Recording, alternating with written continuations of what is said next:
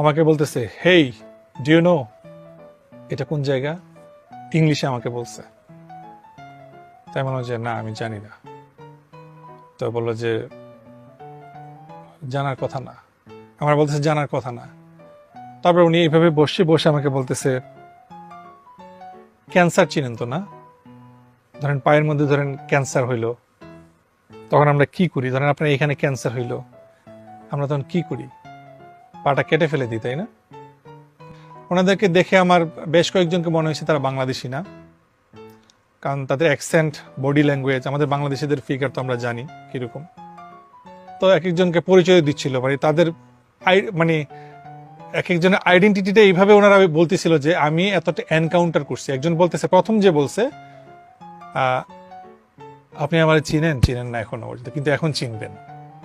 এই হাত দিয়ে 157 জনকে এনকাউন্টার করছি, এভাবে দেখাচ্ছে 157 জনকে এনকাউন্টার করছি। আরেকজন বলতেছে 154 স্যার। আরেকজন বলতেছে স্যার আমার 60-এর উপরে হয়েছে। হ্যাঁ, এভাবে সবাই মানে কতজনকে তারা মারছে এবং গুম করছে সেই বিবরণ আমাকে দিচ্ছিল প্রত্যেকে। দেওয়ার পরে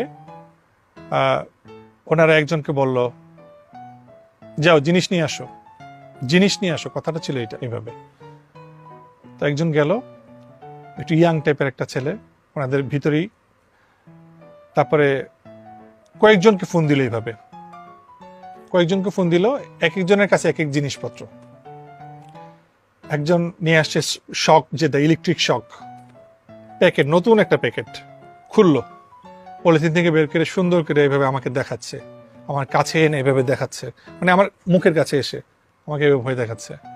তারপরে আরো কয়েকজনে মিলে এমন এমন কিছু অস্ত্র নিয়ে আসছে, যে অস্ত্রগুলো আমি নেটফ্লিক্সে থ্রিলার মুভিতে, সাইকো থ্রিলার মুভিতে আমি দেখেছি। এরকম লোহার রডের মতো, এরকম বড়, এতটুকু হবে একটা অস্ত্র। এটা চতুর্দিকে লোহার কাটার মতো, চতুর্দিকে শুধু ধরার মতো একটা স্টিকের মতো এই জায়গাটা আছে, আর পুরো জায়গাটা হচ্ছে লোহা দিয়ে, চতুর্দিকে লোহা। এটা একটা দেখলাম।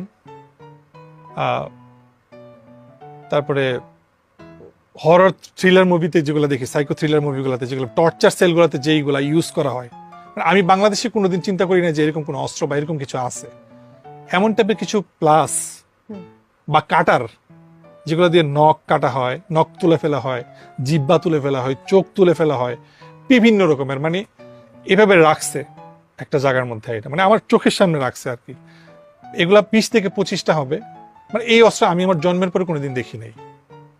তো এগুলো রাখছে, রাখার পরে একজন এসে আমার এখানে পা তুলছে, পা তুলে আমার চুলের উপর দিয়ে ইলেকট্রিক শর্ট দিয়ে আমার শরীরে টাচ করে নেই। একটা ভালো জিনিস হয়েছে, সেটা এই 2 দিন ওদের কাছে ছিলাম, আমার বডিতে টাচ করে নেই তারা, কিন্তু ওরা আমাকে ভয় দেখাইছে। একজন এখানে পাটা রাখলো, পাটা রেখে 2টা ইলেকট্রিক শক নিয়ে আমার চুলের উপর দিয়ে আওয়াজ হচ্ছে, ইলেকট্রিক শকে ঠাস ঠাস করে আওয়াজ হচ্ছে, কিন্তু আমার গায়ে দিচ্ছে না। আরেকজন আসছে হচ্ছে ওই কাটার নিয়ে, যেগুলো দিয়ে জিভ কাটা হয়, ঠোঁট কাটা হয়, নখ কাটা হয়, উপরে ফেলা হয়, এগুলো এসে আমার ঠোঁটের এখানে, আমার দাড়ির এখানে এভাবে এরকম করতেছে। আমি আওয়াজ শুনতেছি, আমার তখন এমন লাগতেছে মনে হচ্ছে আমি পাগল হয়ে যাব, মানে আমার দমটা তখন বের হয়ে যাচ্ছে, এমন একটা অবস্থা। তো আমি যতটুকু বুঝলাম, ওনাদের সব রকমের তাদের প্রিপারেশন থাকে এবং আছে, এবং ওই জায়গাটাতে কত হাজার মানুষ, হাজার না হোক কয়েকটা সেল আছে, এটা আমি নিশ্চিত, কারণ ওনারা আমাকে বলছে যে এটা হচ্ছে আপনার প্রথম ধাপ, আমাদের এরকম 12-13টা আরো ধাপ আছে, ঠিক আছে? এবং সেটা ভয়ঙ্কর, একটার থেকে একটা ভয়ঙ্কর। এগুলোর দিয়ে মধ্যে দিয়ে আপনার যেতে হবে। এই করে অনেক কিছু বলে উঠলে আমার নানান রকমের ভয়ভীতি দেখায় তারা কিছুক্ষণের জন্য চলে যায়। তারপরে এদিক দিয়ে আমি বলতেছি আমার ওয়াইফের সাথে আমি কথা বলবো, আমাকে একটু ফোনটা দেন, আমার শাশুড়ির সাথে আমি কথা বলবো, ফোনটা দেন। ওনারা আমাকে দিচ্ছে না। 9:30টার দিকে উনি আসছে, মানে ওনাদের যে মেইন বস। তো ওই টাইমে আমি সন্ধ্যায় যখন আমাকে সবাই করতেছে, জেরা করতেছে, যে বললাম 16-17 জন ছিল, ওই মনে হলো আমার যে অনেকে এখানে বাঙালি না, ওনাদের অ্যাকসেন্ট, কথাবার্তা, মোচ আছে এরকম বড়, কেমন টাইপের তাকানো, বডি টডি কিরকম টাইপের, এরকম টাইপের লোকজন ছিল।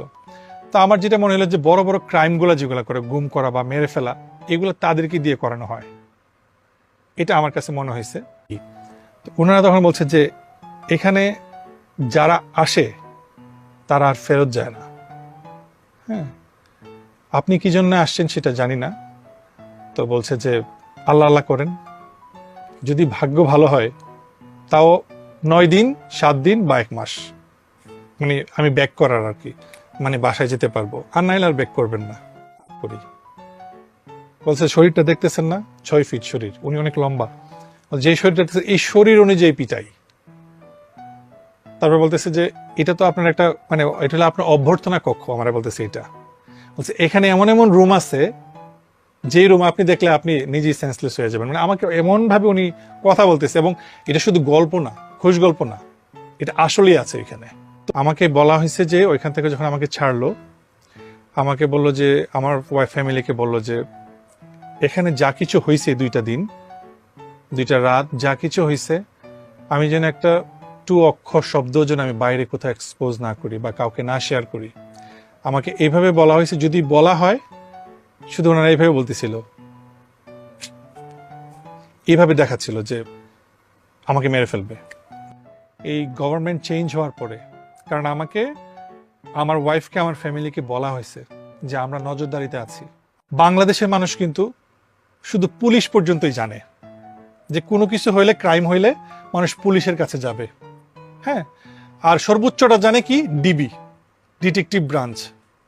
কিন্তু আরো যে কিছু আছে, মানে আরো যে কিছু সংস্থা আছে যারা পুরো বাংলাদেশকে চালায়, এটা সাধারণ মানুষ বুঝে না। কিন্তু আমি এটা আজকে বলতেছি, পুলিশ হচ্ছে একটা আই ওয়াশ, চোর তাদেরকে ধরার জন্য পুলিশ, হ্যাঁ, সর্বোচ্চ ডিবি যেগুলো হচ্ছে নর্মাল যে ইনভেস্টিগেশন গুলো করে। কিন্তু সারা বাংলাদেশের আপনি ইন্টারনেট বলেন, ইনফরমেশন বলেন, মানে তথ্য ভিত্তিক যত যা কিছু আছে, মানুষকে ফাঁসানো, এমপি বানানো, মন্ত্রী বানানো, চেয়ারম্যান বানানো, মেম্বার বানানো, এই সব কিছু করে ডিজিএফআই।